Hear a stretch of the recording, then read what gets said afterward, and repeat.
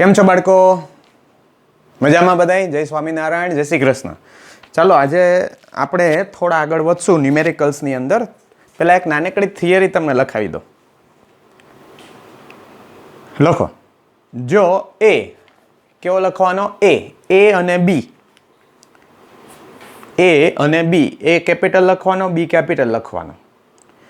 જો અલગ અલગ રાશિઓ હોય, એ અને બી જો અલગ અલગ રાશિઓ હોય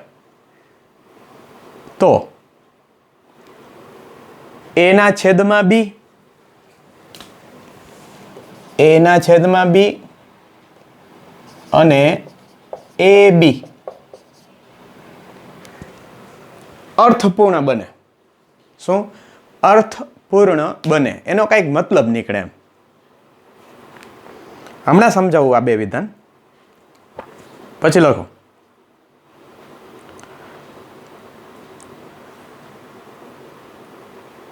જો એ અને બી, જો એ અને બી બંને સમાન રાશિઓ હોય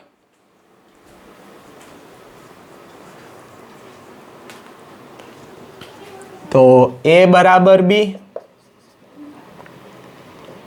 એ પ્લસ બી અને એ માઇનસ બી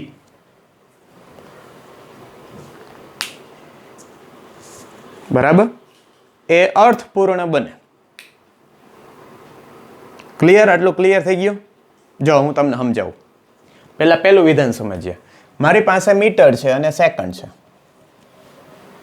તો મીટરના છેદમાં સેકન્ડ લખી શકાય. બરાબર?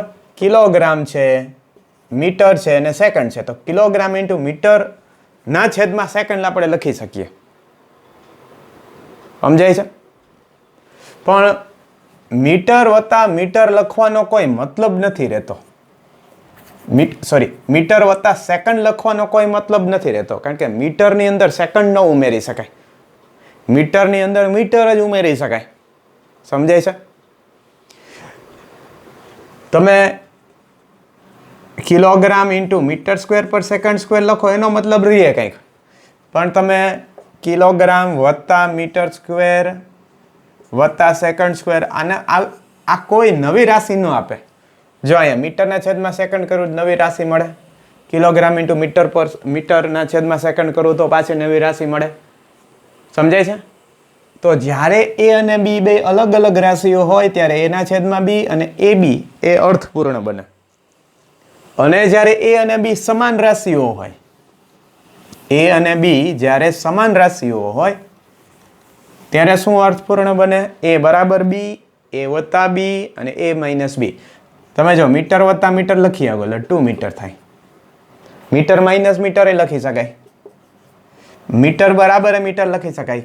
કિલોગ્રામ બરાબર કિલોગ્રામ લખી શકાય, કારણ કે બે સરખા છે ને. તો બાળકો આનાથી ઊંધું આપણને બહુ કામમાં લાગશે. ઊંધું એટલે શું? તો કે આપેલા ભૌતિક રાશિના સમીકરણમાં પહેલાં સમજો, પછી લખાવું છું. હમણાં તમને સાવ ક્લિયર થઈ જશે. આપેલા ભૌતિક રાશિના સમીકરણમાં જે રાશિઓ વચ્ચે પ્લસની નિશાની, માઇનસની નિશાની, બરાબરની નિશાની હોય એ બધી જ રાશિઓ કેવી હોય? સમાન હોય. એ બધી જ રાશિના એકમો કેવા હોય? સમાન હોય. જે રાશિઓમાં ગુણાકારની નિશાની હોય, ભાગાકારની નિશાની હોય, એ બધી રાશિઓ કેવી હોય? અલગ અલગ હોય. તો હવે હું પાછું લખાવું છું, એ લખો. એની ઉપરથી આપણને સરસ મજાના દાખલાઓ આપણે સોલ્વ કરી શકશું. લખો. આપેલી ભૌતિક રાશિઓ વચ્ચેનો સંબંધ દર્શાવતા સૂત્રમાં, આપેલી ભૌતિક રાશિઓ વચ્ચેનું સંબંધ દર્શાવતા સૂત્રમાં જો ન લખતા, સૂત્રમાં જે રાશિઓ ગુણાકારમાં હોય, ભાગાકારમાં હોય, ગુણાકારમાં હોય, ભાગાકારમાં હોય, એ રાશિઓ ના પરિમાણ હંમેશા જુદા જુદા હોય. એ રાશિઓના પરિમાણ હંમેશા જુદા જુદા હોય. પછી લખો. જે રાશિઓ વચ્ચે અને જે રાશિઓ વચ્ચે સરવાળાની નિશાની હોય, બાદબાકીની નિશાની હોય, બરાબરની નિશાની હોય, એ બધી જ રાશિઓ સમાન હોય છે, એક જ હોય છે. બરાબર. તો હવે આનો ઉપયોગ આપણે જોઈએ. આપણે જે લખ્યું એનો ઉપયોગ કેવું હોય તમને કે v બરાબર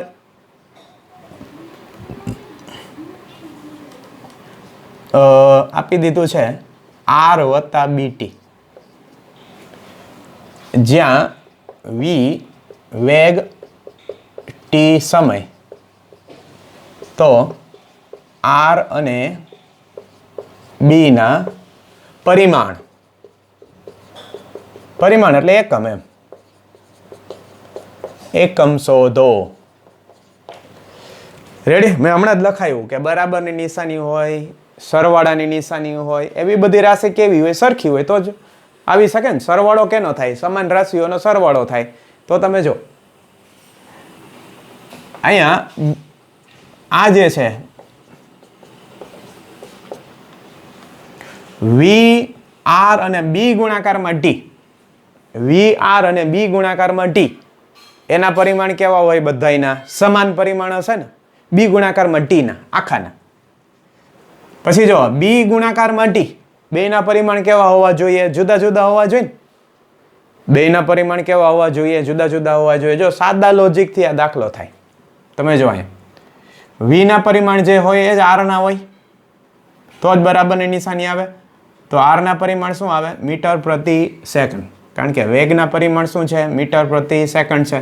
ચાલો હવે જોજો, સમયના પરિમાણ સેકન્ડ આવે, ટાઈમનું પરિમાણ એટલે કે એકમ શું છે? સેકન્ડ છે. બી ના પરિમાણ આના કરતા અલગ હોય, પણ બી અને ટી ના પરિમાણ કેવા છે? જો અહીં સાઈડમાં લખું છું, બી અને ટી ના પરિમાણ કેવા છે? જો અહીં વત્તાની નિશાની છે. બી અને ટી ના પરિમાણ કેવા છે? મીટર પ્રતિ સેકન્ડ ના છે. આમ ખરેખર બરાબર આવી રીતના ન લખી શકીએ, પણ સમજાવવા માટે જો અહીં મેં બીટી લખ્યું ને મીટર પર સેકન્ડ લખ્યું, જવાબ લેવા માટે લખું છું. તો હવે બી ને સમીકરણનો કરતા બનાવી દો તો સેકન્ડ નીચે આવી જાય ને, ટાઈમ નીચે આવી જાય, એટલે બી ના પરિમાણ કેવા થઈ જાય? મીટર પર સેકન્ડ સ્ક્વેર ના થઈ જશે. બરાબર?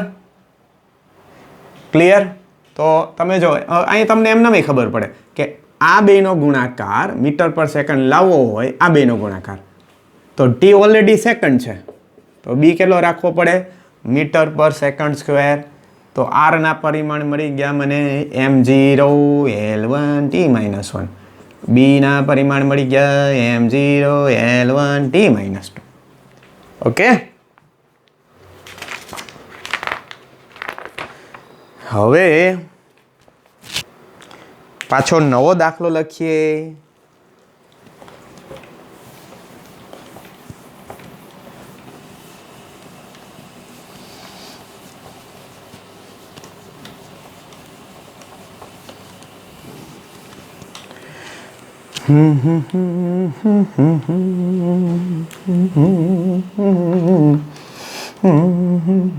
f બરાબર a ગુણાકારમાં રૂટ x વત્તા bt સ્ક્વેર,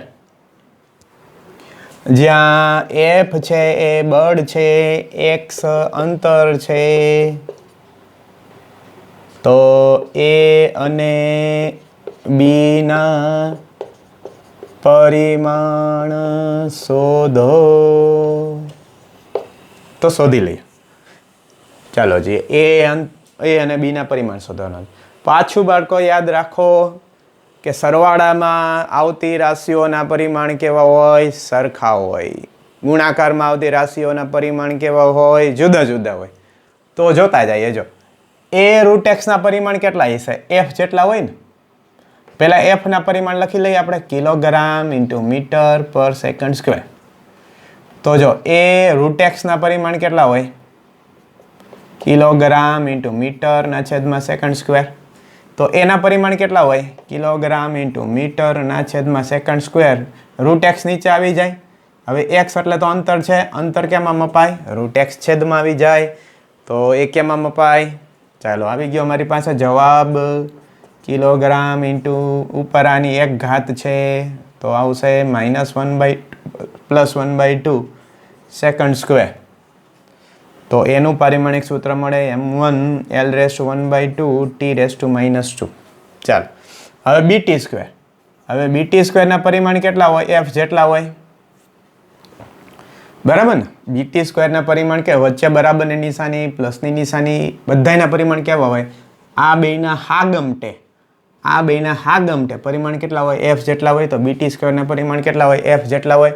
તો B ના પરિમાણ કેટલા હોય? F ના છેદમાં T સ્ક્વેર જેટલા હોય. F એટલે શું? કિલોગ્રામ ઇન્ટુ મીટર પર સેકન્ડ સ્ક્વેર. અને હજી એક સેકન્ડ સ્ક્વેર આવી ગયો તો સેકન્ડની 4 ઘાત થઈ ગઈ તો પારિમાણિક સૂત્ર આવશે આ. ચાલો આ જવાબ આવી ગયો. કોમ્પિટિટિવ એક્ઝામમાં JEE નીટની અંદર આ પ્રશ્ન પૂછાયેલો છે. હવે ઘણીવાર કેવું કહે બાળકો તમને એના છેદમાં બી અને એ બી મેળવવાનું કહે. એના છેદમાં બી અને એ ગુણાકારમાં બી મેળવવાનું કહેતા હોય તો આવી જાય ને. હવે એ અને બી તો છે જ આમાં. ક્લિયર? સમજાય છે ને?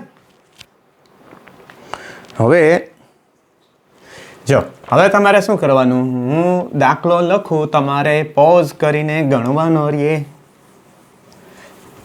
હું જે દાખલો લખું એ તમારે પોઝ કરીને ગણવાનો.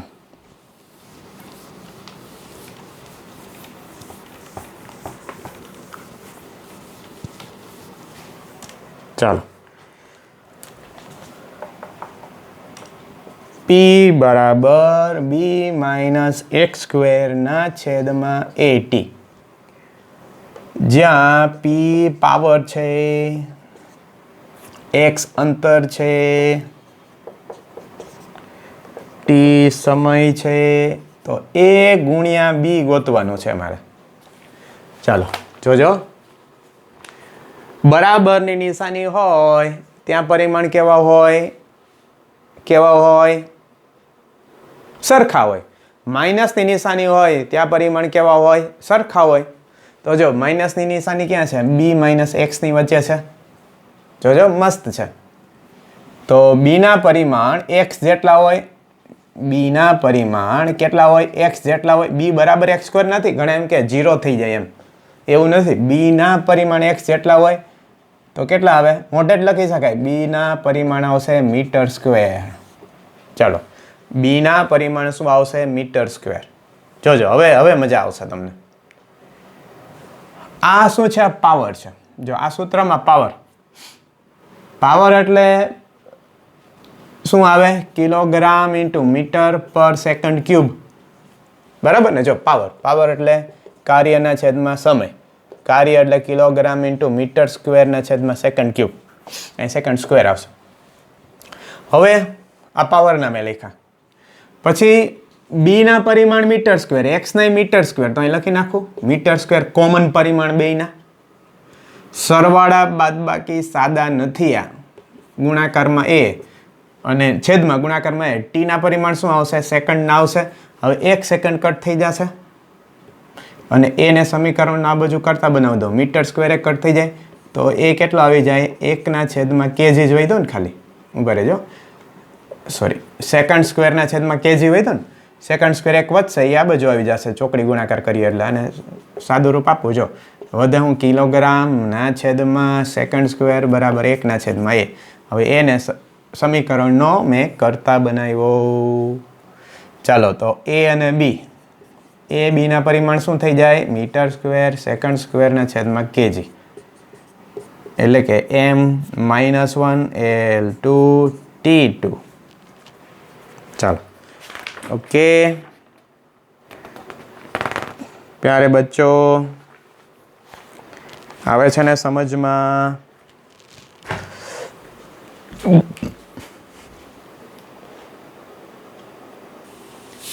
બાળકો એક દાખલો, 2 દાખલા તમને લેસનમાં આપું છું. જો E બરાબર B-x²/AT. E બરાબર ઉર્જા છે, x બરાબર અંતર છે, t બરાબર ટાઈમ છે. તો A × B શોધવાનો છે. A B ના પરિમાણ ગોતવાના છે. A × B નો એકમ શોધવાનો છે. પછી આ જે P છે ને, P માં P પ્રેશર છે, x અંતર છે. અહીંયા P પ્રેશર છે, x છે ને એ અંતર છે. P is pressure, x is distance અને t ટાઈમ. તો તમારે એના છેદમાં બી શોધી અને મને મોકલવાનો છે ફોટોગ્રાફ. હવે થોડોક લેવલવાળો દાખલો તમને કરાવું, બહુ મજા આવશે. પૂછાઈ ગયેલો છે આ JEE નીટ બંનેની અંદર આ દાખલો પૂછાઈ ગયેલો છે. તો લખો, વાન્ડર વાલ સૂત્ર, ગેસ માટેનું વાન્ડર વાલ સૂત્ર. વાન્ડર વાલ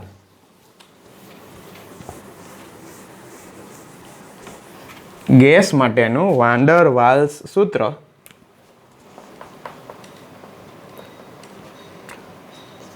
P plus A upon V square V minus B બરાબર RT છે.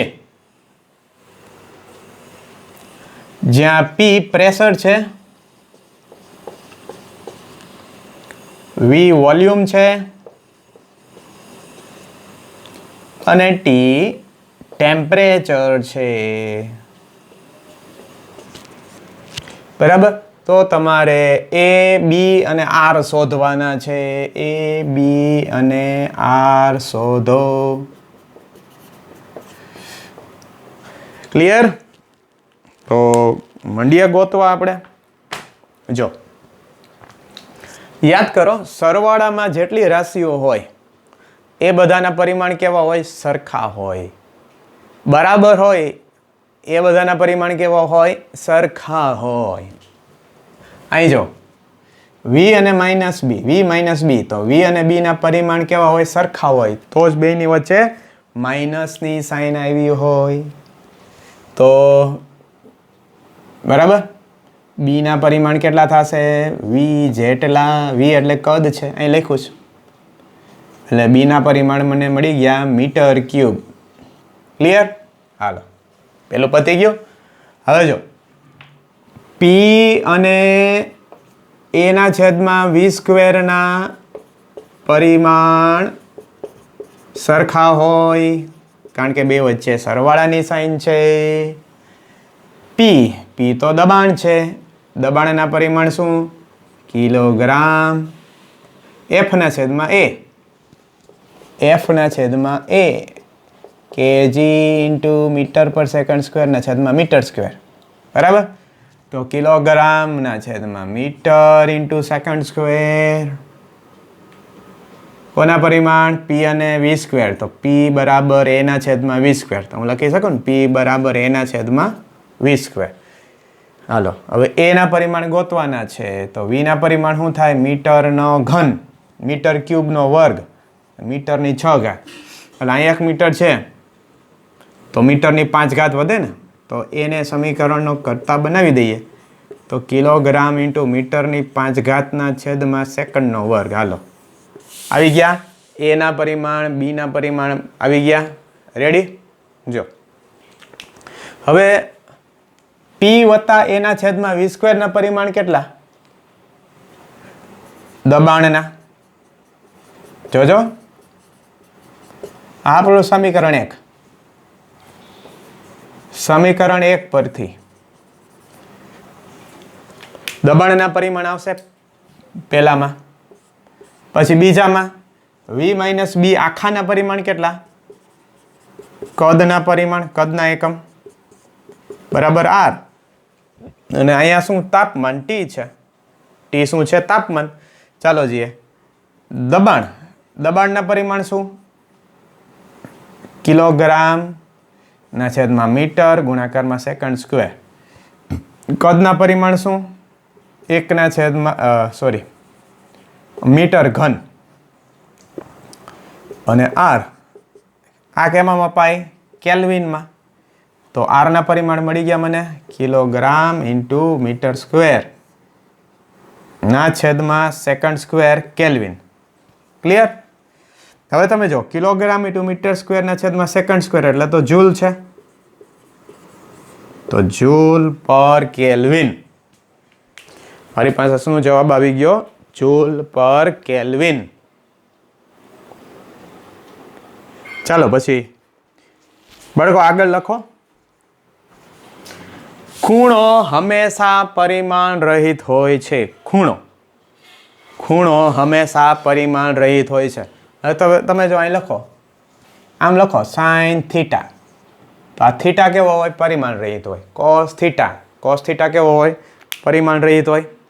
તો જો એક છે y બરાબર a સાઇન ઓમેગા ટી, અને ઓમેગા બચાય, ઓમેગા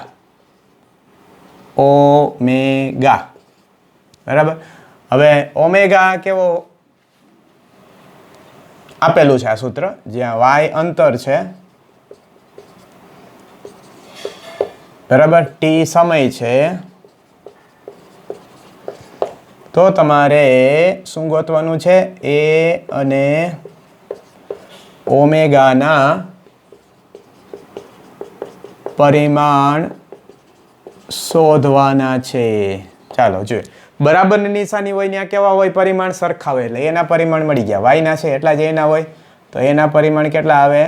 મીટરના. હાલો પછી ઓમેગા ટી ખૂણો છે. સાઇનની આગળ જે હોય શું હોય? ખૂણો હોય. ઓમેગા ટી ખૂણો છે. ખૂણો તો પરિમાણ રહિત હોય, સમજાય? ખૂણો કેવો હોય? પરિમાણ રહિત હોય. તો જો ટી સેકન્ડમાં મપાય છે, તો ઓમેગા કેમ મપાય? ઓમેગા કેટલો હોવો જોઈએ? 1/, સેકન્ડ, તો સેકન્ડ ઉડી જાય ને. તમે જો બીજી રીતે શીખવાડો. ઓમેગા ટી કેવો છે? પરિમાણ રહિત છે. તો ઓમેગાના પરિમાણ જોતા હોય તો કેટલા મળે? m0 l0 t0 ના છેદમાં t ના પરિમાણ સમયના, એટલે કે m0 l0 t -1, એટલે કે second inverse. Clear? Second inverse. ચાલો, આવે છે સમજમાં? લખી લેજો.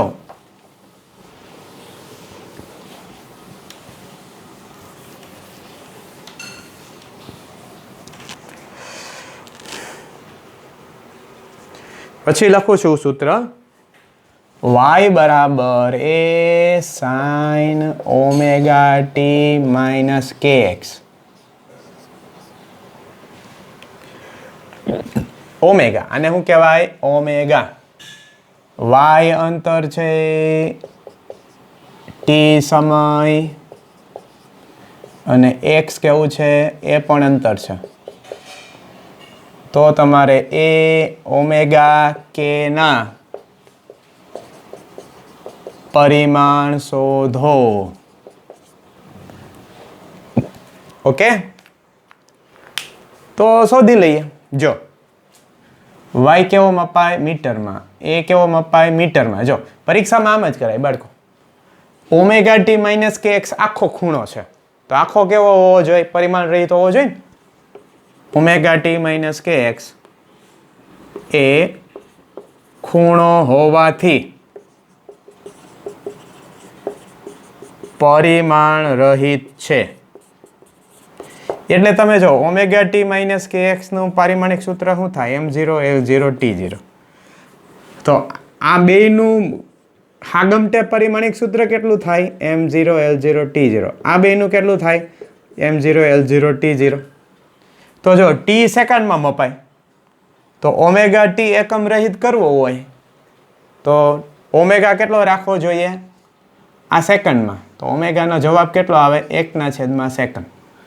x મીટરમાં મપાય છે, તો k કેટલો માપવો જોઈએ? 1/, મીટર. જો બેનો ગુણાકાર કરો તો જવાબ તમારો આવી જશે. બાળકો આવે છે ને સમજમાં?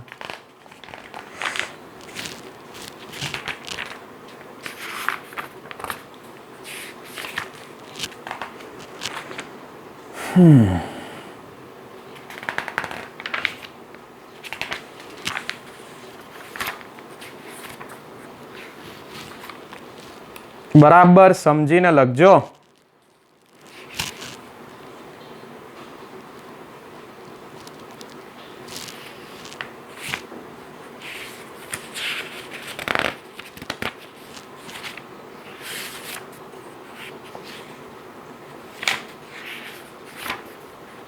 જોઉં એકેય દાખલો લેસનમાં સારો હોય તો તમને આપું. પછી તો શું છે બાળકો, આ સૂત્રો આપણે ધોરણ 11માં તારવશું. સૂત્રોની તારવણી જ આવે, બોલો તો આવડી જાય ને આપણને. જે સૂત્રોની તારવણી આવતી હોય તો એ સૂત્રો આપણને આવડવાના જ કે નહીં. આટલું ઘણું, hello okay.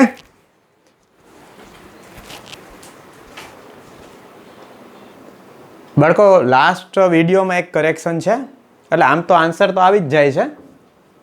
V directly proportional to P raise to A rho raise to B વાળો, એમાં મેં a plus B is equal to 1 લખ્યું હતું.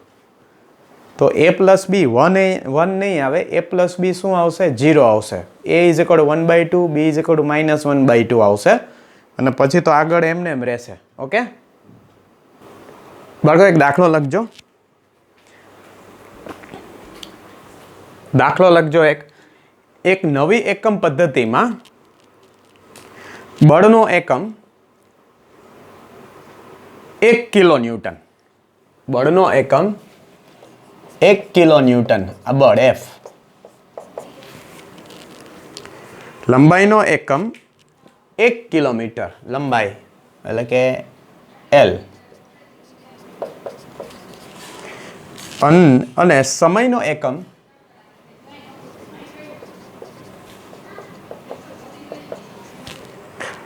સમયનો એકમ 100 સેકન્ડ છે. તો આ એકમ પદ્ધતિમાં દ્રવ્યમાનનો એકમ શોધો. બરાબર, તો મારે બાળકો શું કરવું પડે? એમને મારે F, L અને T ના સ્વરૂપમાં શોધવું પડે. તો જો કેમ કરાય આ દાખલો? m બરાબર કે F raise to A, L raise to B અને T રેસ ટુ C. હવે પારિમાણિક સૂત્રનો ઉપયોગ કરી A, B અને C ની કિંમત શોધવાની. પછી આમાં A, B, C જે આવે એ મૂકી દેવાના. પછી તમારે F, L અને T ની કિંમત મૂકવાની. શું કરવાનું? તમારે F, L, T ની કિંમત મૂકવાની. ઉપર જે આપી છે એટલે તમને M ની કિંમત મળશે.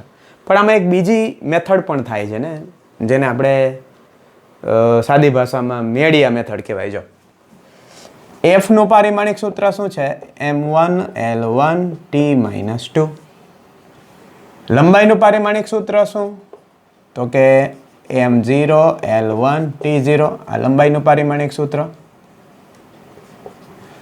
સમયનું પારિમાણિક સૂત્ર શું? M0 L0 T1.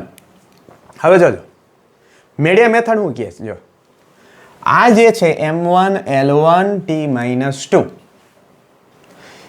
એમાંથી કોઈ પણ મેથડનો ઉપયોગ કરી, ગુણાકાર ભાગાકારનો ઉપયોગ કરી M ખાલી વધવો જોઈએ.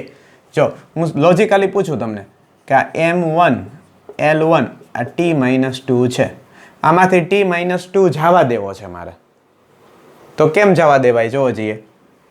T રેસ ટુ 2 થી ગુણી નાખું તો વયો જાય ને, તો અહીં T રેસ ટુ 0 થઈ જાય. હવે L જવા દેવો છે, તો નીચે L થી ભાંગી નાખું, તો છેલ્લે વધે હું? ખાલી M રેસ ટુ 1.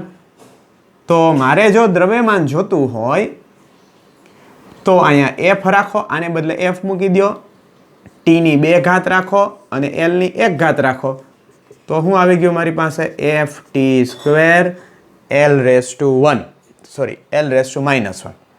રેડી? તો જો પારિમાણિક વિશ્લેષણનો ઉપયોગ કરો તો તમારી પાસે પરીક્ષામાં આવો ટાઈમ ન હોય. બરાબર? તો A બરાબર 1, B બરાબર 2 અને C બરાબર -1 આવવું જોઈએ. તમે ટ્રાય કરજો. ચાલો, હવે M નો જવાબ કેમ શોધવો એ તમને કહું. ચાલો, F ની કિંમત કેટલી છે? 1 કિલો ન્યૂટન, એટલે કે 10³ ન્યૂટન.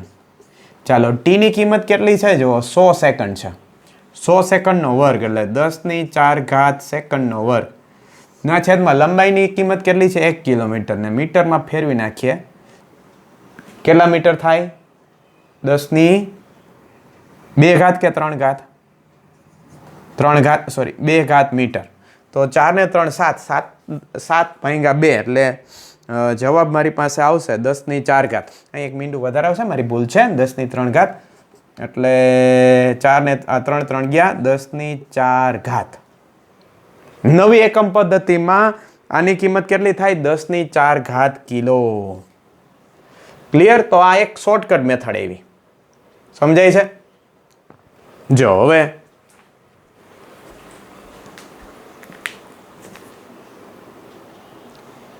બડકો દાખલો લખો હજી એક.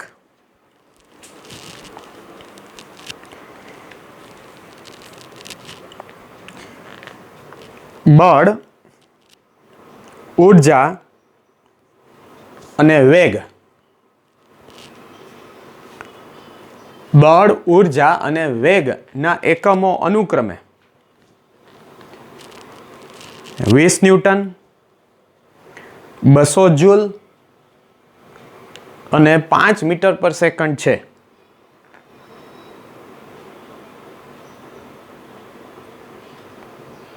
તો લંબાઈ, દ્રવ્યમાન અને સમયના એકમો શોધો.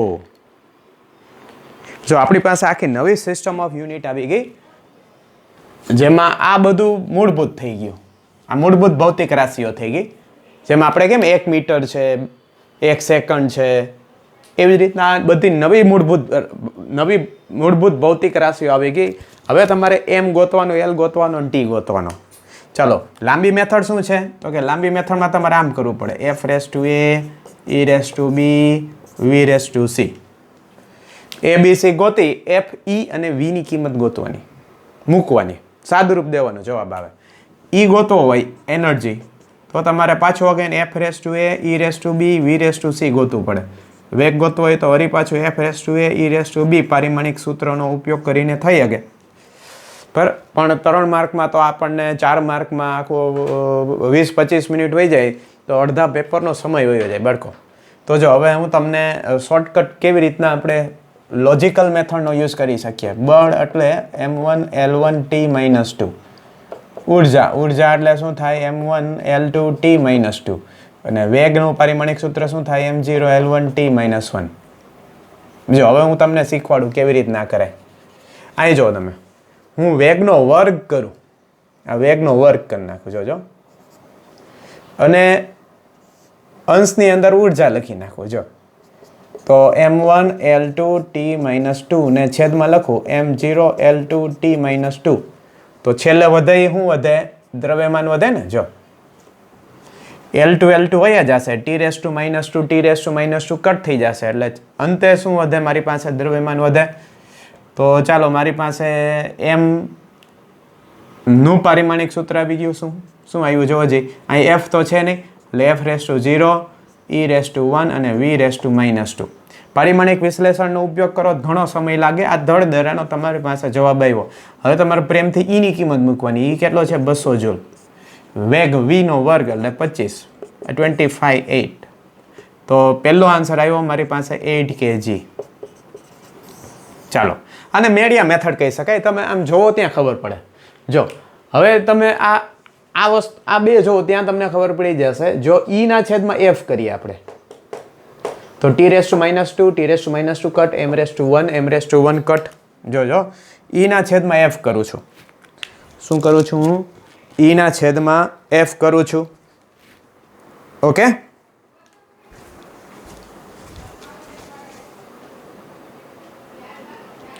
તો તમે જોઈ શકો છો કે m કેટલો આવે છે? 8 kg આવે છે. હવે મેં હમણાં શીખવાડ્યું એમ કે જો e/f કરી નાખું તો l⁻1 વધે ને. e/f કરું છું. જો હવે બહુ સાદી સહેલી ગમે ને ખબર પડે. e/f 8મા ધોરણ વાળો યા કરી શકે.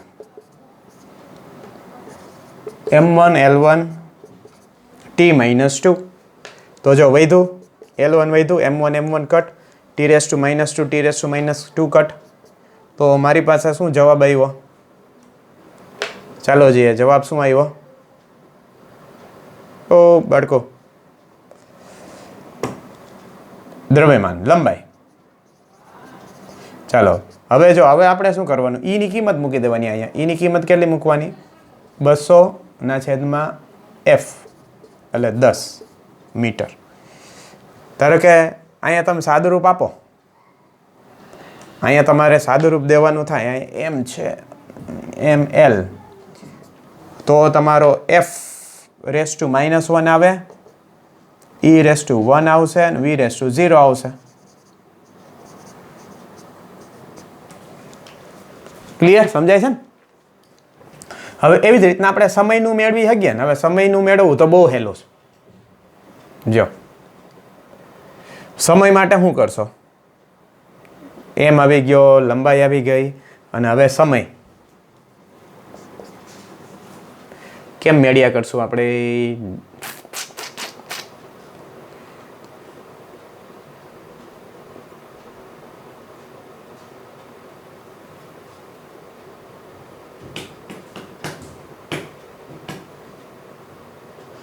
એફ નો વર્ગ કરું તો શું થાય? તો નો મેળ પડે. f/e કરું તો લંબાઈ વધે છે. એફ નો વર્ગ કરી નાખું તોય મેળ ન પડે. આનો વર્ગ કરું તો એનો મેળ પડે. તો બીજી રીતે મેળ પડીએ. જો અહીંયા v એટલે m0 l1 t-1 છે. હવે v તો મેળવી લીધો આપણે 5, v5 મેળવી લીધો. લંબાઈ છે મારી પાસે કેટલી? 10 મીટર. આ 10 t-1, તો t બરાબર 10/5 માટે 2 સેકન્ડ. તો જવાબ આવી ગયો 2 સેકન્ડ. બરાબર. હવે આ MCQ તમને 4 માર્કમાં પૂછવાનો હોય તો આ મેથડ હેલી પડે ને. હવે તમે આમાં કેટલા લાંબા થઈ જાઓ? હરખાઈના લાંબા થાવ. તો આ એનો શોર્ટકટ આપણે શીખો. તો આ લખી લેજો. પછી હજી બીજી એક વાત મારે કરવી હતી તમને. ધારો કે તમને એવું કીધું કે F, E અને V, બળ, ઉર્જા અને V ને મૂળભૂત એકમો તરીકે સ્વીકારીને, FEV ને મૂળભૂત એકમો તરીકે સ્વીકારીને એમનું સૂત્ર મેળવો.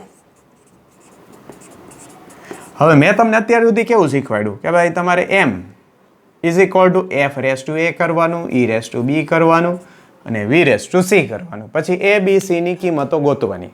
લાંબા પડી જાય બાળકો. બટ ઓબ્વિયસ છે આ મેથડ તો પરીક્ષામાં તો ઉપયોગ જ ન કરાય. કલાક હોય આપણી પાસે. બરાબર. જનરલી કેવું હોય છે, આપણી પાસે 1 કલાક હોય છે. 1 કલાકની અંદર તમારે આ બધું કરવાનું હોય.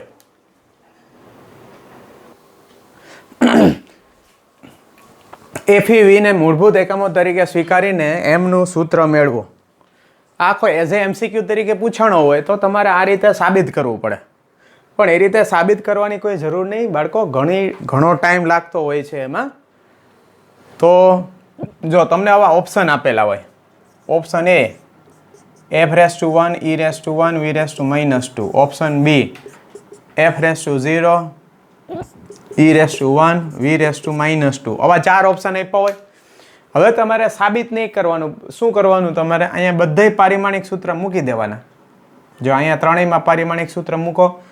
F નું, E નું, V નું અહીંયા મૂકો. હવે જોવાનું કે કેમાં m આવે છે, કેની અંદર m1 l0 t0 આવી જાય છે. એ સૂત્ર તમારું સાચું થાય. બરાબર. તો આખી મેથડ કરવાની કોઈ જરૂર પડે નહીં, કારણ કે આખી મેથડ કરો તો 5-10 મિનિટ લાગે. જનરલી તમારે નીટની અંદર કેવું હોય છે કે નીટમાં ફિઝિક્સને 1 hour મળતી હોય, 1 કલાક. 1 કલાકને 60 મિનિટમાં તમારે 45 MCQ કરવાના હોય ફિઝિક્સના. બરાબર.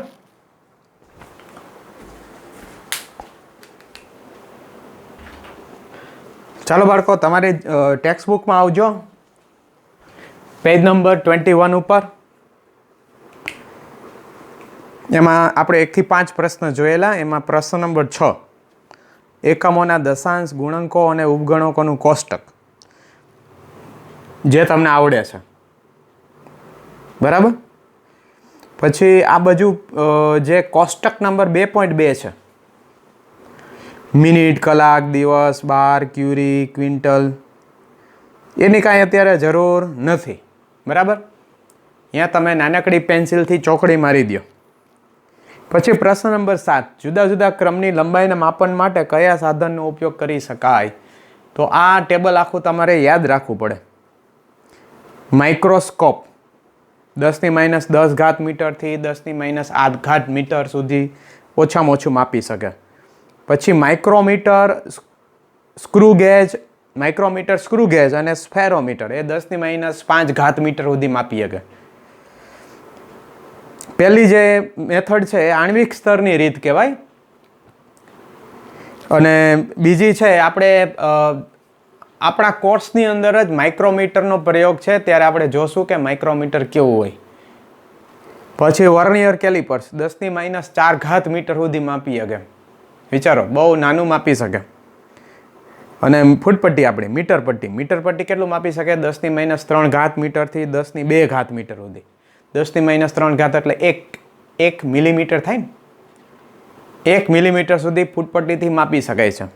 અને ટેલિસ્કોપથી બહુ વધારે દૂરનું માપી શકાય, 10⁻2 ઘાત કરતાં વધારે મીટર. એની મેથડ કઈ હોય છે? ઇકો મેથડ, પડઘા પદ્ધતિ. પછી પેજ નંબર 22 ઉપર લંબાઈના માપનની પ્રત્યક્ષ રીત અને પરોક્ષ રીત. પ્રત્યક્ષ રીત તમે ફૂટપટ્ટીથી માપો એને શું કહેવાય? પ્રત્યક્ષ રીત કહેવાય. અને પરોક્ષ રીત કોને કહેવાય? તમે ઇનડાયરેક્ટલી માપો. અવકાશી અંતરોનું માપન અમુક પરોક્ષ પદ્ધતિથી થાય. ઇકો પદ્ધતિ, મેં તમને એક દાખલો લખાયો હતો કે અહીંથી લેઝરનું બીમ આપણે ચંદ્ર ઉપર મોકલીએ અને પાછું આવે એનો સમય મેં તમને આપ્યો હતો 2 સેકન્ડનો. લેઝરના બીમની ઝડપ આપણી પાસે હોય તો આપણે ઇકો મેથડથી આપણે આન્સર ગોતી શકીએ v=d/t ઉપરથી. બરાબર. તો એ કેવી મેથડ કહેવાય? ઇનડાયરેક્ટ મેથડ કહેવાય. તો પહેલું આપણે જોઈએ છીએ મોટા અંતરનું માપન, જેને કહેવામાં આવે છે પહેલો પ્રશ્ન લઈએ છીએ, પ્રશ્ન નંબર 8 લઈએ છીએ. દ્રષ્ટિ સ્થાન ભેદ એટલે શું? બહુ આપણને બધાને ખબર હોય દ્રષ્ટિ સ્થાન ભેદ એટલે શું. તમે તમારી મેળે વાંચો તોય સમજાઈ જાય એવું છે, પણ આ તો સમજાવ કે તમારી પાસે એક પેન્સિલ હોય આમ. હવે પેન્સિલ આમ રાખી, પાછળ એક દિવાલ ઉપર પાછળ એક થાંભલો છે, અહીંયા તમે આમ પેન્સિલ રાખો. હવે એક આંખ બંધ કરીને જોવો અને પછી બીજી આંખ બંધ કરીને જોવો તો પેન્સિલ આમથી આમ હલે ને. એ આપણે જોયું હોય એવું બધું. તો એને શું કહેવામાં આવે છે? દ્રષ્ટિ સ્થાન ભેદ. પેન્સિલ પાછળ પોતાની જગ્યા બદલે આમ. રેડી? ઓકે.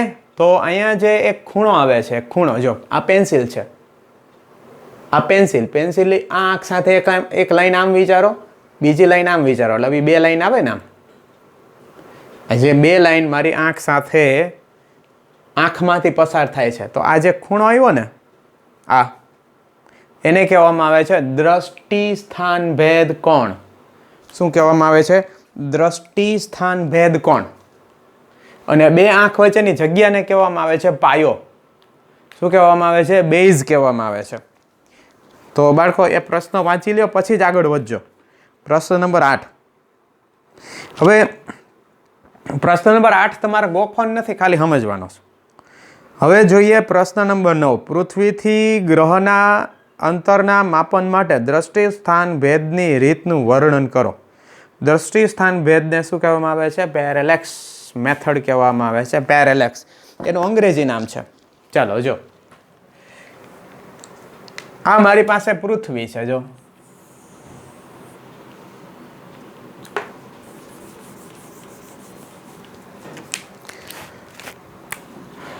આ મારી પાસે પૃથ્વી બા, આ 2 ડાયામેટ્રિકલી ઓપોઝિટ પોઈન્ટ્સ એટલે સામે આવેલા બિંદુઓ, વ્યાસાંતે આવેલા બિંદુઓ. આ આપણી પાસે કોઈ દૂરનો ગ્રહ છે. જો દૂરનો ગ્રહ નું અવલોકન, દૂરના ગ્રહનું અવલોકન પૃથ્વીના 2 વ્યાસાંતે આવેલા બિંદુઓ પરથી લેવામાં આવે છે. બરાબર? પૃથ્વીના વ્યાસાંતે આવેલા 2 બિંદુઓ પરથી જો આપણે આ ગ્રહનું અવલોકન લઈએ, કેવી રીતના અવલોકન લઈએ એના માટે એ ટાઈપના ટેલિસ્કોપ જોઈએ. વર્ષો પહેલા આના અવલોકન લેતા તો કેવી રીતના લેતા? ધારો કે તમે તમારા ઘરેથી અવલોકન લ્યો છો તો 12 કલાક પછી બરાબર સામે ખૂણે આવી જાઓ ને, તમે સામા બિંદુએ આવી જાઓ, ફરી પાછું એનું અવલોકન લેવાનું, એટલે ટેલિસ્કોપની અંદર જ ખૂણો મપાઈ જાય એની મેળે. એ ટાઈપના ટેલિસ્કોપ હોય છે આપણી પાસે. 12 કલાકને અંતે પૃથ્વી છે એ અડધું વર્તુળ પૂરું કરી ને, હાફ સ્પિનિંગ થઈ ગયું હોય, એનું પરિભ્રમણ કેટલું થઈ ગયું હોય, અડધું થઈ ગયું હોય. તો આ અંતર ડી છે, આ અંતર ડી છે, આ આપણો પ્લેનેટ છે, આ શું છે, અર્થ છે આપણી. ચાલો, ક્લિયર થાય છે, સમજાય છે. આ એ બી છે. શું છે એ બી છે. સિમ્બોલ ચોપડીમાં આપ્યા છે એ જ લખું છું એટલે તમને મજા આવે એમ. હવે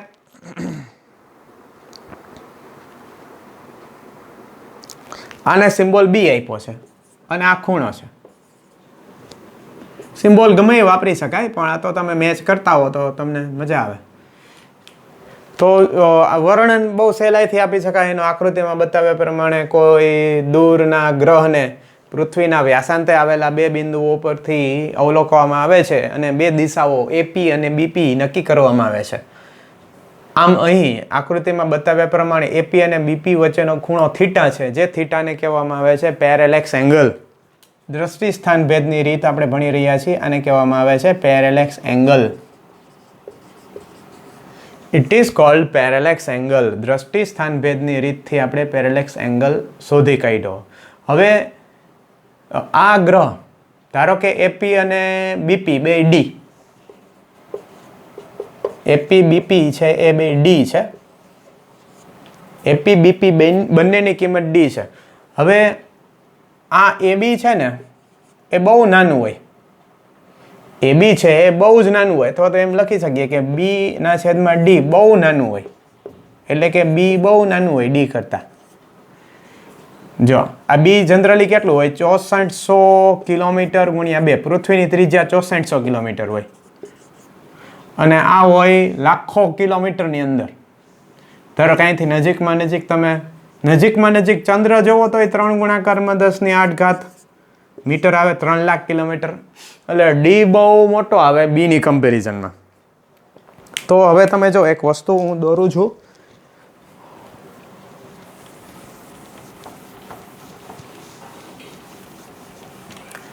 સમજવા જેવી વાત છે.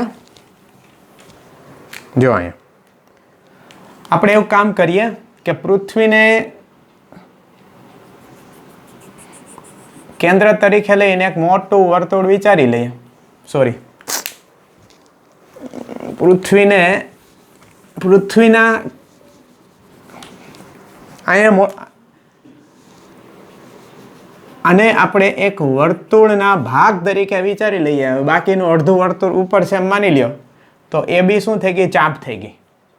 તો ખૂણાની વ્યાખ્યા શું છે, થીટા બરાબર ચાપના છેદમાં ત્રિજ્યા. જો અહીંયા આપેલો આ જે ગ્રહ છે ને, એ ગ્રહ આપણા કાલ્પનિક વર્તુળના કેન્દ્રમાં આવી ગયો. જો નાની આકૃતિ નીચે તમને દોરીને સમજાવું, આ આપણું વર્તુળ, આ આપણો ગ્રહ, બરાબર, અને આ આપણી પૃથ્વી આવી ગઈ અહીંયા, બરાબર. તો આ નાનકડી ચાપ થઈ ગઈ ને, સમજાય છે ને.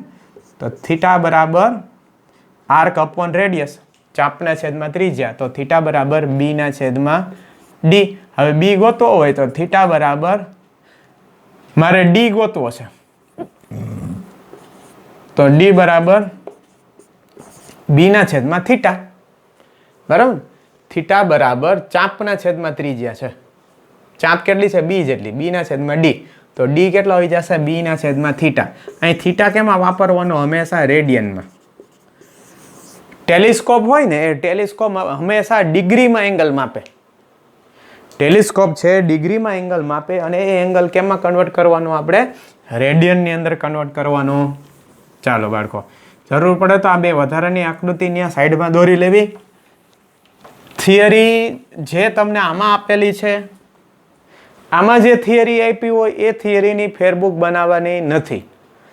આમાં જે ચોપડીના દાખલાઓ આપ્યા છે એ ફેરબુકમાં લખવાના નથી. તમારે લખવાના ક્યાં છે, હું તમને જે વધારાના દાખલા લખાવું એ દાખલાઓ તમારે ફેરબુકમાં લખવાના રહીએ. ઓકે, ચાલો હવે એના પછીની વાત કરી લઈ. ગ્રહ કે તારાના પરિમાણના માપનની રીત સમજાવો. બરાબર. હવે જોઈએ સિમ્બોલ પાછા. આ આપણી પાસે કોઈ ગ્રહ છે અને આ પૃથ્વી છે આપણી. આ પૃથ્વી ઉપરથી આ ગ્રહનો કોણીય વ્યાસ માપવામાં આવે. શું માપવામાં આવે? કોણીય વ્યાસ. ચાલો, કોણીય વ્યાસ કેમ માપવામાં આવે? સિમ્બોલ નથી આપ્યા. આ ગ્રહના વ્યાસાંતે આવેલા બિંદુઓ છે A અને B. આ ગ્રહના વ્યાસાંતે આવેલા બિંદુઓ છે A અને B. A અને B ને પૃથ્વી ઉપરથી કોઈ એક બિંદુ પરથી જોવામાં આવે. ધારો કે મારી પાસે આ ટેલિસ્કોપ છે, જો તો હું શું કરીશ? ગ્રહના બે બિંદુ આમ માપીશ ટેલિસ્કોપની અંદર જોઈને. તમે કરી શકો. સારું ટેલિસ્કોપ હોય તો ચંદ્ર સામું રાખો તો ચંદ્રના બે વ્યાસાંત આવેલા બિંદુઓ વચ્ચેનો ખૂણો માપી શકાય. તો આ મારી પાસે ખૂણો આવી ગયો, આલ્ફા આવી ગયો. આ સ્મોલ ડી છે, આ કેપિટલ ડી છે. તો AB શું છે? ગ્રહનો વ્યાસ છે ને. જોયું? AB શું છે? ગ્રહનો વ્યાસ. કોણીય વ્યાસની વ્યાખ્યા શું થાય? આપેલા ગ્રહના વ્યાસે પૃથ્વી સપાટી પર આંતરેલો ખૂણો. બરાબર. આપેલા ગ્રહના વ્યાસ દ્વારા પૃથ્વી સપાટી પર આંતરેલો ખૂણો. આપેલા ગ્રહના વ્યાસ દ્વારા પૃથ્વી સપાટી પર આંતરેલો ખૂણો, એને શું કહેવામાં આવે છે? કોણીય વ્યાસ. ચાલો જે બાળકો, હવે પાછું અહીંયા આપણી ખૂણાની વ્યાખ્યા મુજબ જો આ થઈ ગઈ ચાપ. ડી શું છે? ચાપ છે. આ આલ્ફા અને આ ત્રિજ્યા થઈ ગઈ. અહીંયા તમારે વર્તુળની કલ્પના કરવી હોય તો આ વર્તુળનું કેન્દ્ર. જો વર્તુળની આપણે કલ્પના કરીએ, આવે ને સમજમાં? અહીંયા વર્તુળની આપણે કલ્પના કરીએ તો આ શું થઈ ગયું? વર્તુળનું કેન્દ્ર થઈ ગયું. બરાબર. તો આલ્ફા બરાબર ખૂણો, થીટા બરાબર ચાપના છેદમાં ત્રિજ્યા. તો ડી ના છેદમાં કેપિટલ ડી. કેપિટલ ડી આપણે ગોતેલો હોય, કેપિટલ ડી આપણી પાસે હોય છે. પેરેલેક્સ મેથડનો યુઝ કરીને આપણે કેપિટલ ડી ગોતેલો હોય તો સ્મોલ ડી કેટલો મળે? Alpha into capital D. આ શું મળી ગયો મને? ગ્રહનો વ્યાસ મળી ગયો. અને આલ્ફા શું છે? ગ્રહનો કોણીય વ્યાસ. આલ્ફા એ એંગ્યુલર ડાયામીટર છે.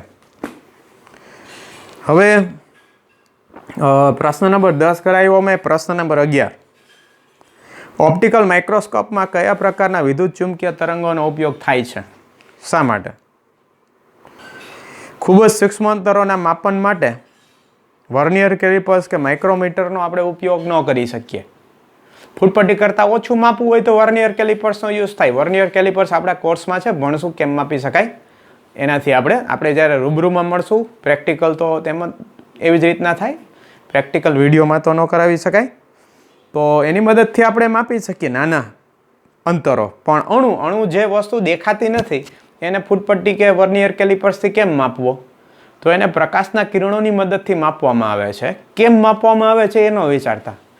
આ ચેપ્ટર પૂરતું હું એમ કહું કે આમાં આ આટલું અત્યારે રહેવા દો, આ નથી કરવાનું, એ તમારે રહેવા દેવાનું છે. બરાબર. ઓપ્ટિકલ માઇક્રોસ્કોપ દ્રશ્ય પ્રકાશનો ઉપયોગ કરે છે 4000 થી 7000. એની નીચે ખાસ અંડરલાઇન કરજો. એ લાઈન મહત્વની છે કે ઓપ્ટિકલ માઇક્રોસ્કોપ કઈ તરંગ લંબાઈનો ઉપયોગ કરે છે. પ્રકાશ તરંગ સ્વભાવ ધરાવતો હોવાના કારણે ઉપયોગમાં લીધેલા પ્રકાશ તરંગ લંબાઈ જેટલા જ વિભેદન માટે ઓપ્ટિકલ માઇક્રોસ્કોપ વાપરી શકાય છે. હવે વિભેદન શું છે એ તમને અત્યારે નહીં સમજાવી શકાય. વિભેદન આવશે આગળ ધોરણ 12 ની અંદર. તેથી તેના વડે 10⁻10 મીટર કરતાં નાના પરિમાણોના કણોનું વિભેદન કરી શકાતું નથી. વિભેદન એટલે આમ સામાન્ય સંજોગોમાં જોવો તો ઓછામાં ઓછું કેટલું જોઈ શકાય એને વિભેદન કહેવાય. તો એના માટે કેનો ઉપયોગ થાય? ઇલેક્ટ્રોન માઇક્રોસ્કોપમાં. હવે ઇલેક્ટ્રોન માઇક્રોસ્કોપમાં ઇલેક્ટ્રોન તરંગ તરીકે વર્તે છે. એટલું ખાલી તમે અત્યારે યાદ રાખો, ધોરણ 12માં આવશે આપણે આની ઉપર. ઇલેક્ટ્રોન માઇક્રોસ્કોપ છે, એની અંદર ઇલેક્ટ્રોન તરંગ તરીકે વર્તે છે. કેમ વર્તે છે એનો વિચારતા. એટલે પોઈન્ટ નંબર 3 છે, પ્રશ્ન નંબર 12માં પોઈન્ટ નંબર 3 છે, એ ખાલી નોંધી લેજો, એની નીચે અંડરલાઇન કરી નાખજો. આપણી કોમ્પિટિટિવ એક્ઝામ માટે કામના છે. ઇલેક્ટ્રોનની તરંગ લંબાઈ 1 એંગસ્ટ્રોમ કરતાં નાની હોય છે. 0.6 એંગસ્ટ્રોમ વિભેદન ધરાવતા ઇલેક્ટ્રોન માઇક્રોસ્કોપ બનાવવામાં આવે છે. એ 2 પોઈન્ટને ખાસ નોંધી લેજો અને એનો ઉપયોગ અણુ પરમાણુને જોવા માટે. ટનેલિંગ માઇક્રોસ્કોપ, નેનો ટેકનોલોજીમાં ટનેલિંગ માઇક્રોસ્કોપનો ઉપયોગ કરવામાં આવે છે. ખાલી નામ જ છે, બીજું કાંઈ નથી. પ્રશ્ન નંબર 14 અત્યારે પેન્ડિંગમાં રાખજો, કોઈ કામ નથી, હમણાં આપણે એની કોઈ જ જરૂરિયાત નથી. બરાબર. પ્રશ્ન નંબર 15 લંબાઈનો વિસ્તાર જણાવો અને તેના નાના મોટા એકમો અને મીટર સાથેનો સંબંધ જણાવો. જે તમને નકુમ સરે કરાવી દીધેલ છે, એટલે બાળકો તમારે ખાસ એને વાંચવાનો છે, બહુ જ કામનો છે. ચાલો હવે જોઈએ પ્રશ્ન નંબર 16 કામનો છે, વેરી વેરી આઈએમપી, તો ધ્યાન રાખજો. પ્રશ્ન નંબર 16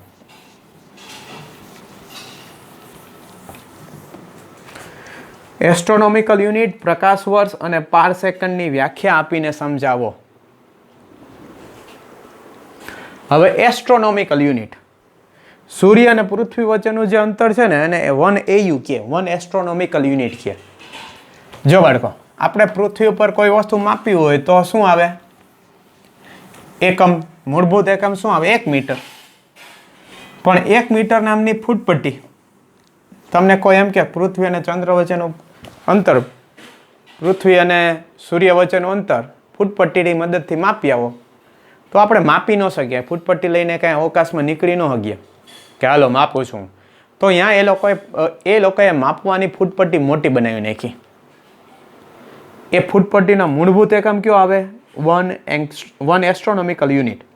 સૂર્ય અને પૃથ્વી વચ્ચેનું સરેરાશ અંતર, એને શું કહેવામાં આવે? 1 એસ્ટ્રોનોમિકલ યુનિટ. જે કેટલું છે? 15 કરોડ કિલોમીટર, એટલે કે 1.496 × 10⁻11 મીટર લખેલું છે અંદર, તમારે કંઈ. પછી પ્રકાશ વર્ષ ધોરણ 10માં આવતું.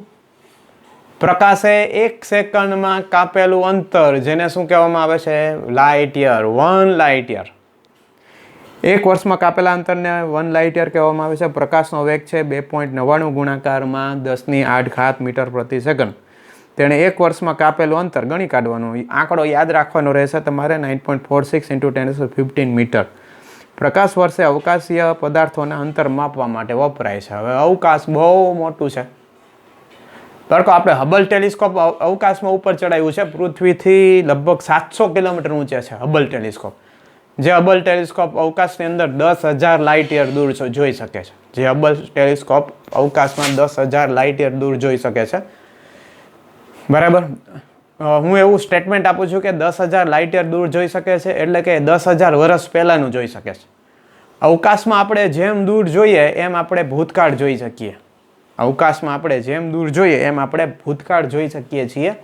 તો આ સ્ટેટમેન્ટ ઉપર તમે વિચાર કરજો અને મને જવાબ આપજો, સમજાવવાની ટ્રાય કરજો. નેક્સ્ટ લેક્ચરમાં ચાલુ જ અહીંથી કરીશ કે અવકાશમાં આપણે ભૂતકાળ કેમ જોઈ શકીએ. જેમ દૂર જોઈએ એમ ભૂતકાળ આપણે જોઈ શકીએ. બોલો, ધારો કે આ તો એક કલ્પના છે કે કોઈને કૃષ્ણ ભગવાનના દર્શન કરવા છે તો એ જોઈ શકે છે. બોલો, ખાલી ગણિતીય કાલ્પનિક રીતે જોઈ શકે અત્યારે હાલની તકે. કોઈને સ્વામિનારાયણ ભગવાનના, રામ ભગવાનના દર્શન કરવા છે તો કરી શકાય. કઈ રીતે? તો એક સાયન્ટિફિક વાત છે આની અંદર, સાયન્સ ફિક્શન કહેવાય એને. પોસિબલ, ચોપડીમાં પોસિબલ છે પણ ઓમ પોસિબલ નથી. પછી 1 પારસેકન્ડ. 1 પારસેકન્ડ એટલે 1 AU જેટલી ચાંપ જોડો. બોલો, અહીં જોજો, આ સૂર્ય, આ આપણી પૃથ્વી, આ અંતર કેટલું? 1.496 × 10⁻11 મીટર, જેને કહેવાય 1 AU. હવે આપણે ચાંપ કેટલી લેવાની? 1 AU જેટલી. અને આઘું કેટલે જવાનું? જો દૂર કેટલે જવાનું? કે જ્યાં 1 સેકન્ડનો ખૂણો બને એટલે દૂર. કેટલે દૂર જવાનું? 1 સેકન્ડનો ખૂણો બને એટલે તમે એટલે દૂર તમે જાઓ એટલું જે અંતર આવ્યું આ અંતર આવ્યું આ અંતરને શું કહેવામાં આવે છે 1 પારસેકન્ડ કહેવામાં આવે છે 1 પારસેકન્ડ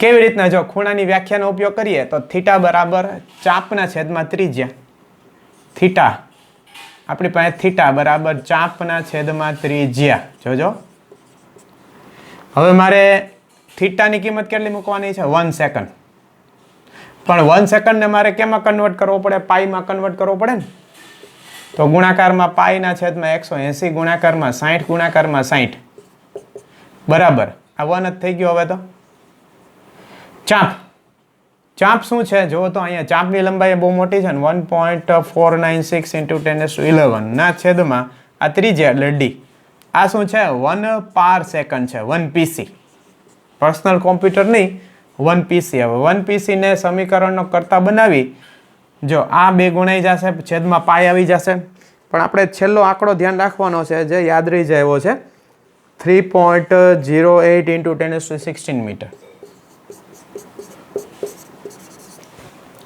બરાબર તો આ ખાસ મહત્વનું છે ખાસ આને ધ્યાને લેજો પછી પ્રશ્ન નંબર 17 પ્રશ્ન નંબર 16 ની નીચે જે આખું ટેબલ આપ્યું છે બરાબર એ ટેબલ એકવાર ખાલી જોઈ લેજો ગોખતાની એક વખત ખાલી તમને આમ આશરે અંદાજો હોવો જોઈએ કે આનાથી આ વચ્ચેનું અંતર કેટલું છે આપણી આકાશગંગા કેવડી છે બરાબર અવલોકીય વિશ્વની પરિસીમા કેટલી છે તો કે 10⁻26 ચાલો હવે દળનું માપન દળના માપનમાં શું આવે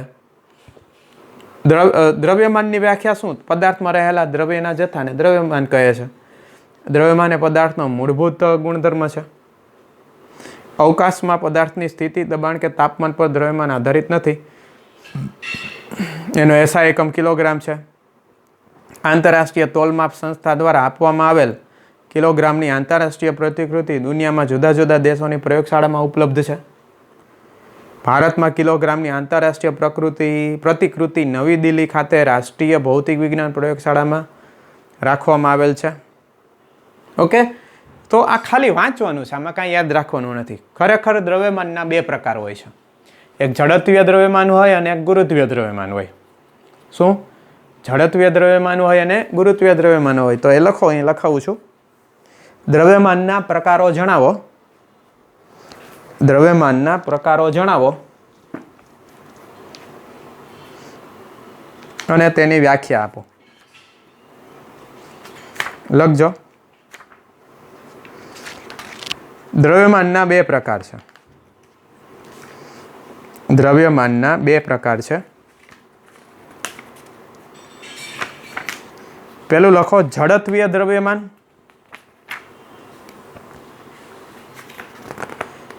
જડત્વીય દ્રવ્યમાન બીજું લખજો ગુરુત્વીય દ્રવ્યમાન ચાલો બાળકો જડત્વીય દ્રવ્યમાનની વ્યાખ્યા શું એ લખાવું છું ન્યૂટનના બીજા નિયમ પરથી માપવામાં આવતા દ્રવ્યમાનને ન્યૂટનના બીજા નિયમ પરથી માપવામાં આવતા દ્રવ્યમાનને જડત્વીય દ્રવ્યમાન કહે છે પછી લખો વધારે ઊંડાણમાં આપણે લોઝ ઓફ મોશનમાં જાશું એટલે આમ તો ઊંડાણ કાંઈ છે નહીં ન્યૂટનનો બીજો નિયમ F બરાબર m m બરાબર F ના છેદમાં F માપો અને a માપો બેનો ગુણોત્તર લ્યો એટલે તમને શું મળે જડત્વીય દ્રવ્યમાન મળે પછી લખો ગુરુત્વીય દ્રવ્યમાન ન્યૂટનના ગુરુત્વાકર્ષણના નિયમ પરથી ન્યૂટનના ગુરુત્વાકર્ષણના નિયમ પરથી માપવામાં આવતા દ્રવ્યમાનને ગુરુત્વીય દ્રવ્યમાન કહે છે હવે ન્યૂટનનો ગુરુત્વાકર્ષણનો નિયમ આ છે આની ઉપરથી આ એમ માપવાનો પ્રયોગ કરીને તો એને કેમ માપવું હોય ગુરુત્વાકર્ષણમાં જોશું આપણે એનું સાધન આવે તો એને શું કહેવામાં આવે છે ગુરુત્વીય દ્રવ્યમાન નીચે એક લાઈન લખો જે લાઈન નીટની અંદર પૂછાઈ ગયેલી છે કે JEE તમને કામ લાગે એવી છે. પૃથ્વી નહીં પણ ગુરુત્વીય અને જડત્વીય દ્રવ્યમાનો, આપેલા પદાર્થના ગુરુત્વીય અને જડત્વીય દ્રવ્યમાનો સમાન હોય છે. આપેલા પદાર્થના ગુરુત્વીય અને જડત્વીય દ્રવ્યમાનો કેવા હોય છે? સમાન હોય છે. કોણે એવું સાબિત કર્યું છે?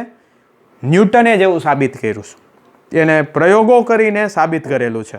બીજી કોઈ સાબિતી નથી આપણી પાસે કે એને પ્રયોગો કરીને સાબિત કરેલું છે.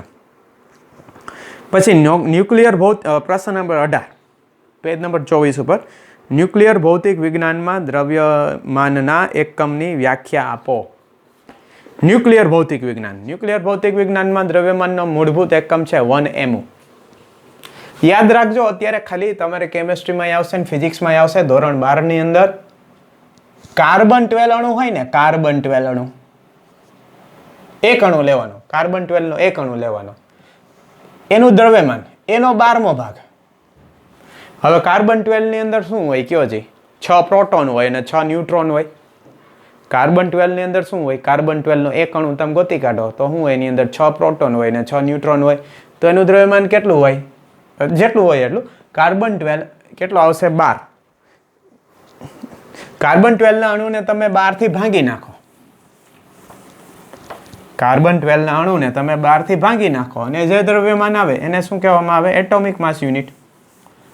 ન્યુક્લિયસની અંદર તમે કંઈ કિલોગ્રામમાં વાતું ન કરી શકો ને, સમજાય તમે? આ કેના જેવી વાત છે કે તમે સોનું લેવા ગયા હોય તો અહીંયા કંઈ કિલોમાં વાતું ન થાય. અહીંયા તમારે ગ્રામ અને મિલીગ્રામમાં વાતું કરવી પડે, નાના એકમોમાં વાતું કરવી પડે. બરાબર? તમારા પપ્પા ઘઉંના મોટા વેપારી હોય તો અહીંયા ક્વિન્ટલમાં વાતું થતી હોય, હજારો કિલોમાં વાતું થતી હોય. પણ ન્યુક્લિયસની અંદર તમે જાઓ તો એમાં નાના નાના ઇલેક્ટ્રોન, પ્રોટોન છે, આમથી આમ હળિયાપટ્ટી કરતા હોય. તો કાર્બન 12 અણુનો 12મો ભાગ, કાર્બન 12 અણુનો 12મો ભાગ, એને શું કહેવામાં આવે છે? 1 mu, એટોમિક માસ યુનિટ. ગોતી હગ્યા, જો આરામથી ગોતી હગ્યા. તમે 1 મોલ કાર્બન લ્યો, જો 6.02 ગુણાકારમાં 10⁻23 ઘાત કાર્બનના અણુ લ્યો તમે, એનું માસ કેટલું હોય? 12 ગ્રામ હોય. તો એક કાર્બનના એટમનું માસ કેટલું? પેલા એકનું માસ ગોતી લે. જો પેલા તમે એકનું માસ ગોતી લ્યો તો એકનું માસ કેટલું આવે છે? સાદી ત્રિરાશી 12/6.02 ગુણાકારમાં 10⁻23 ગ્રામ છે. ગ્રામને કિલોમાં કન્વર્ટ કરી નાખો. આ શું આવી ગયું?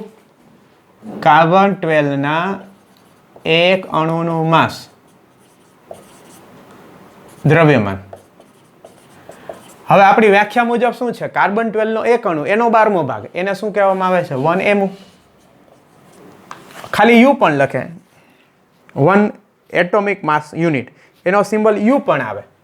તો જો 1 u એટલે શું? તો કે કાર્બન 12 નો ના એક અણુનું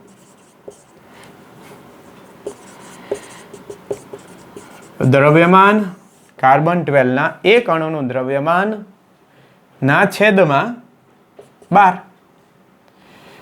હવે આ મૂકી દો અહીં કિંમત, તો 12 ગુણાકારમાં 10⁻³ ઘાત ના છેદમાં 6.02 ગુણાકારમાં 10⁻23 ઘાત ગુણ્યા 12. હવે આને તમે સાદું રૂપ આપજો ને તો આવશે 1.66 × 10⁻27 kg. 1.66 × 10⁻27 kg આવશે. હવે બાળકો ખાસ જુઓ તમે, આને શું કહેવામાં આવે છે? 1 u. ન્યુક્લિયસની અંદર તમારો વજન, આપેલા ન્યુક્લિયસનું વજન વધે ઘટે તો એમ થોડું બોલે કે ન્યુક્લિયસનું વજન આટલા કિલોગ્રામ ઘટ્યું. હવે કિલોગ્રામમાં 10⁻25 ઘાતને કેટલું બધું બોલવું પડે, મુશ્કેલી થઈ જાય ને.